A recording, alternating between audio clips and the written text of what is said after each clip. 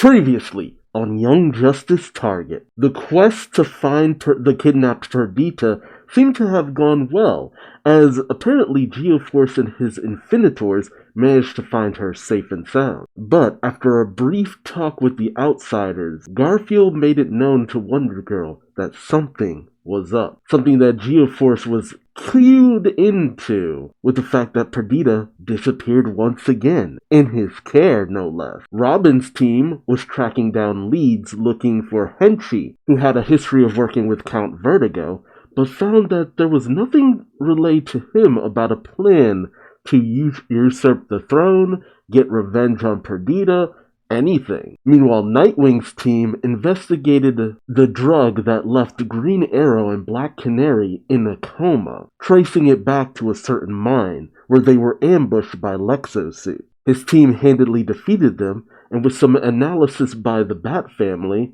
found out that the Lexosuits, which I call them Lexosuits because they look like Lexosuits, were owned by, surprise, surprise, Lex Luthor. The mysteries continue to deepen here, as the question is, why the imposter Perdita? Why frame Count Vertigo for this kidnapping? What is Lex Luthor's involvement in all of this? Especially since it's obvious that every man and trajectory of the Infinitors are up to no good on the low. Will we start getting some answers? Join me as I find out, won't you? This is a pretty awesome cover. Not that the covers from before have been lackluster. Alright, got a live news broadcast with the person's Todd Donner saying, "This just in. GBS now has confirmation. Despite reports that she had been rescued and was safe in Markovia, Queen Perdita of Latva is still missing, with no word from her abductors as to her condition." Alright, Young Justice Target, Foreign Affairs. Written by Greg Wiseman, art by Christopher Jones,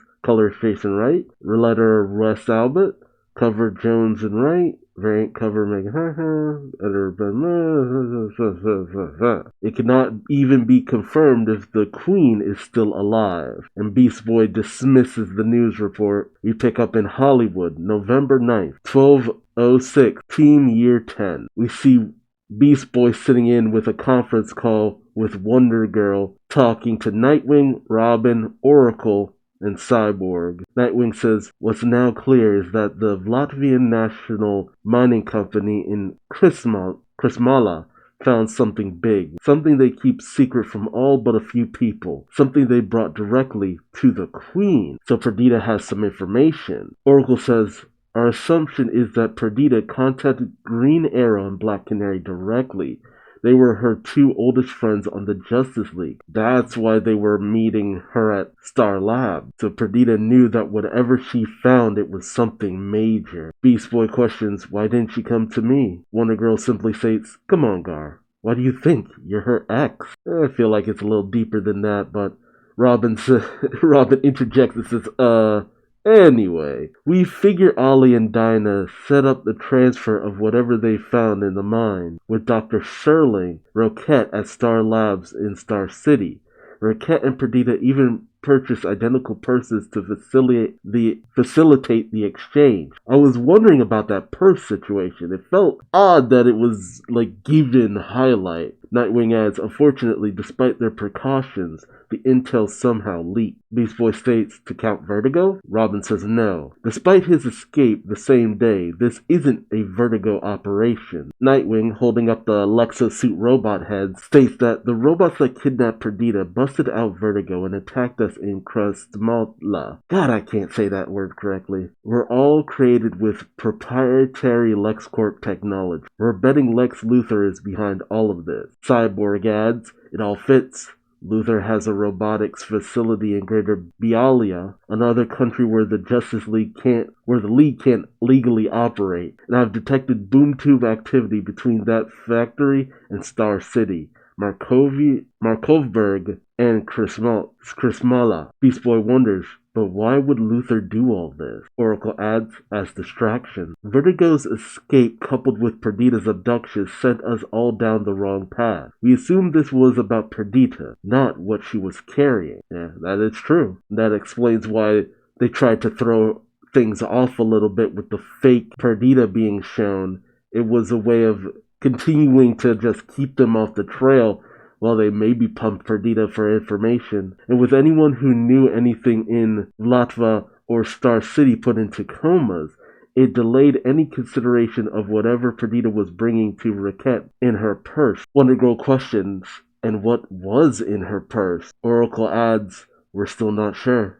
There wasn't much in the way of residue left in the mine shaft, but Ray and Karen are running tests now. Wonder Girl still wonders, so that Bialyan factory, that's where we think Lex is holding Perdita? Oracle says, that's our best guess. Wonder Girl states, and that's where the outsiders are headed. You see Leanne, Harper, and Paula Croc visiting Ollie and Dinah, who are still in comas. Leanne goes up saying, come on, Grandma, we have to say hello. Paula says, there's no hurry, Leanne. They won't be able to say hi back. Leanne dejectedly says, that's okay. Uncle Ollie and everyone just need to know they're not alone. Oh, such a sweet child. Meanwhile, we got the outsiders assembling as Garfield tells Stargirl, I'm ready. Stargirl's not so certain, saying, are you though? Look, I get that this is personal, but maybe it's too personal. I know Gardita was over months ago, but you and Queen Perdita were a couple for a while. Ew, Gardita.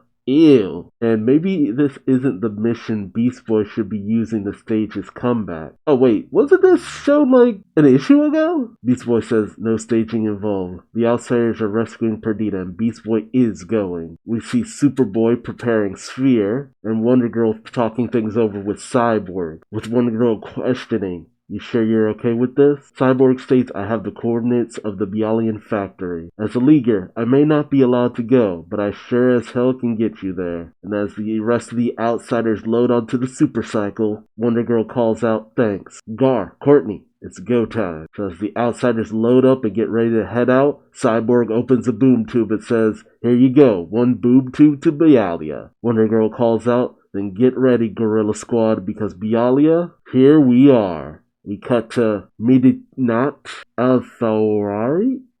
I have no idea how to say that. November 11th, at the LexCorp Robotics Lab. And as the outsiders approach, they see a horde of Lexo suits, with Wonder Girl stating, whoa, and there they are. Wonder Girl shouts, outsiders, go!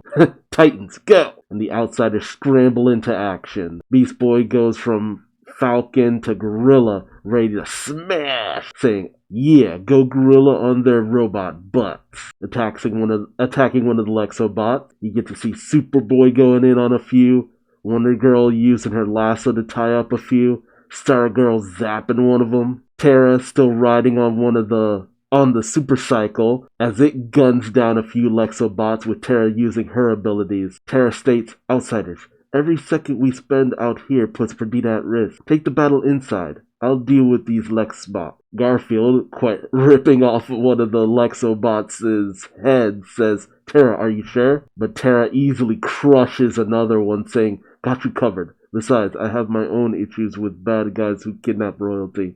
Okay. I didn't even actually think about that, but thank you for putting that out there. The rest of the outsiders rush in, with Wonder Girl stating, Superboy, lead the way. And Superboy says leading as he breaks down one of the walls. And as the outsiders enter, they're confronted by Mammoth, Devastation, and Shimmer. Devastation says, well, look what the cat dragged in. The mighty attention seekers. Wonder Girl states, stand down, Onslaught. We just want the queen. Devastation states, and I want to crush your skull, Blondie. Let's see who winds up satisfied. Superboy states, don't push your luck, Devastation. We're motivated and you're outnumbered. Devastation states, outnumbered, huh? Guess you don't know about our newest recruit, because I think you've met your match. And we see a deformed Superboy clone Match. I wonder if it's the same Match as before, because they did continue his story in one of the previous Young Justice comics. He was taken away by Lex Luthor, so this tracks. It has to be him, but man, he's continued to deform more and more as time has gone on. I just wonder how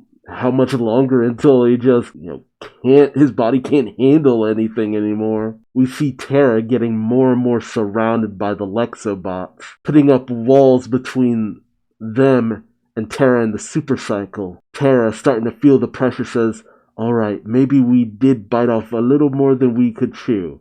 But then a boom tube opens up, And Tara says, which is why I called for backup. We see a arrival of the rest of the outsiders. Static, Blue Beetle, Forger, Windfall, Livewire, and Kid Flash. And as Kid Flash zips along, he says, Mongoose Squad reporting for duty, yo. But then he notices something and says, gang, we got more company. And he notices more Lexobots coming out of the robotics lab. Inside, we see Superboy going up against Match as Stargirl clashes against Shimmer. She states, listen, Shimmer, I'm used to way more cooperative interviews, so I'd really prefer you just stand still and let me blast you. Courtney dodges out of the way as Shimmer tries to get close. Beast Boy transforms into an elephant going up against Mammoth, saying, sorry, Mammoth, two can play the pachyderm game, only for Beast Boy to be slammed in the face by Mammoth, sending him falling backward. Meanwhile, in Gotham City, Oracle seems to be analyzing something, saying, you're sure about these results? Back in the factory, Devastation is going up against Wonder Girl, because it's actually kind of interesting how they've kind of become rivals for the most part. Devastation says, you really think you can take me one-on-one, Wonder Brat? Wonder Girl says, I do, yeah. As they grapple, Wonder Girl tries to throw Devastation, but Devastation, still holding on to Wonder Girl's hands, manages to spin around, recover, and slam Wonder Girl into the ground. Match also starts to get the upper hand against Superboy. Oh, we see that Oracle is talking to Atom and Bumblebee, with Bumblebee stating, we've run it 3 times, we're positive. You better warn Connor ASAP. Uh-oh. Is it some form of kryptonite? Back at the factory, Superboy continues to clash against Match as he says, I don't want to fight you. Match manages to get Superboy in a massive bear hug, tightening his grip more and more, crushing Connor. All the while, Oracle is trying to get through to Superboy, but all Connor can hear is, listen, warn you. Superboy says, Oracle, your signal's breaking up. I think the factory's shielded, and I'm a little busy here anyway. But suddenly, Match just slumps over into Superboy's arm. But Oracle tries to continue to get through, saying, it's what the miners uncovered, the thing in Perdita's purse. And all Connor can hear, as he also is weakened, is chunks of kryptonite. And from behind Match, a robotic figure approaches Connor, saying, well, if it isn't the world's finest ingrate, we haven't met, so allow me to introduce myself. My name is John Cordero, but you can call me Metallo. And if you know anything about Metallo, you know that his heart is pure kryptonite. Son of a bitch. So it was just kryptonite. Kryptonite isn't really that easy to come by, so I can understand Lex wanting it, but with all his wealth and ability, I'm surprised he went through such elaborate means in order to get some of it. And that's the end of the issue. To be continued. Or is it? There's still the backup. Picking up with Leanne visiting the Green Arrow, and her holding on to Oliver's hand, saying, Uncle Ollie and everyone just needs to know they're not alone. When I'm sick, Daddy tells me a story. Maybe I should tell the kind of story, one where we know how it ends. So we have another person telling the story of the day Oliver rescued Perdita.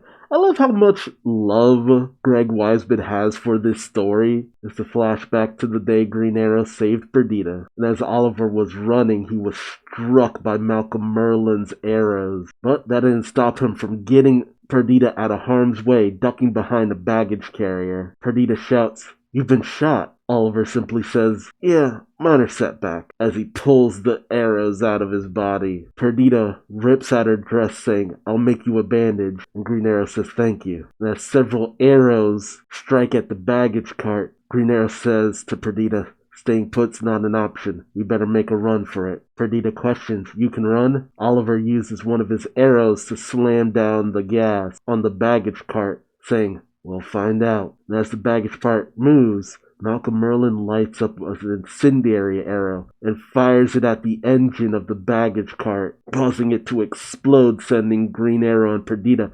flying backward onto one of the baggage conveyors. Malcolm Merlin gets on his comms and says he's taking her back inside. Inform the client. As Green Arrow and Perdita ride along the baggage conveyor, he says, "I think were, but he just narrowly avoids being brained by Henchy wielding a wrench. Henchy says, "Gonna kill you, hero." Green Arrow questions, "Me? Weren't you after the kid?" As he manages to knock out Henchy with his bow. Although Perdita isn't too happy with this comment, saying, "Excuse me?" Green Arrow tries to calm her down, saying, "Kidding, your kidness. Kidding." But he ends up being knocked out by the doorway to the service chute for the baggage line. Green Arrow and Perdita end up stumbling into the baggage claim section, with Malcolm Merlin drawing his bow on them, having them dead to rights, with him saying, "So, Arrow, what am I to do with you? That is, with your bodies after I kill you both," with Leanne ending the story. I'm surprised they're getting so much mileage out of a very brief DC showcase, all things considered. I wonder if there's ultimately something more relevant than just us being informed of why Perdita is so important to Oliver. But at the same time, this might just ultimately be Greg Weisman trying to solidify that, yeah, that DC showcase was technically a part of Young Justice. Because technically it essentially is its own thing, but through telling the flashback like this, you solidify it as canon to Young Justice as a whole. It might seem inconsequential to some people, but this is just a way of making sure it is established that everything that happened there happened here as well. I gotta say, ultimately, while I am enjoying this book for the most part, the stories that Greg Weisman and whoever he works with craft are always much better in the context of animation. I'm not saying this is bad, I'm not saying it's terrible, but the way Greg Weisman does things, the slow burn of things, it's just a little bit more compelling in animation, because he can usually get a lot more done and said in animation. But with the way things are looking for another season of Young Justice, it really sucks. I am going to be so mad if I have to wait another, 7 years before we get more? Because given the time frame of how long it took to get from Young Justice Season 2 to Season 3, yeah, 2029 for Young Justice to come back is looking like a possibility. It sucks. It sucks. As of the time of this recording, no news on a potential Season 5 of Young Justice. And this, knowing that there was a Season 5 would make this a much more fun read, because it's just like, okay, how is this going to tie into another season? But now it's just like, yeah, this is the slow wind down to another long hiatus for Young Justice. And who knows if it'll even get to come back this time around. It's frustrating. It really is frustrating. Especially with everything going on with the Warner Brothers Discovery merger. Like, HBO Max was finally starting to seem like the place for great animation, great stories, this, that, and the other. It was finally really starting to feel like a good place to go to see stuff, a place that was giving due diligence to all these theories, and nothing. I mean, I'm glad Harley Quinn is getting another season apparently, but Young Justice always ends up on the cutting block, and I just really want to see this story continue. Yeah, I want to see how things end, but I love this world. I love seeing all these characters grow and develop. And I know Greg Weisman and his team always try to keep things with a bit of a real-world continuity, but, and another time skip. And I just have my fingers crossed. Remember to keep petitioning. Remember to keep putting out there that you want Young Justice Season 5. Like, this has to be the one. This has to be the series Greg Weisman finally gets to bring to a proper conclusion. Just so frustrating. But the question in terms of the comic is, was this really all about kryptonite? Or is it another misdirect? I could easily see that being the case. Kryptonite might be the secondary prize. But the way that these stories always go, there's always something deeper. And I can't believe it's only kryptonite. Yeah, that's a powerful tool against Superman. It's good to have on your side. But there's definitely something more going on here. Let me know your thoughts and theories in the comment section below. Or just Hashtag renew Young Justice. Young Justice Season 5, all that good stuff. But also remember to like, subscribe, and hit the bell for notifications. And until next time, I've been Duuz-Diz-Din, and I hope to see you in the next video. Till then, bye-bye.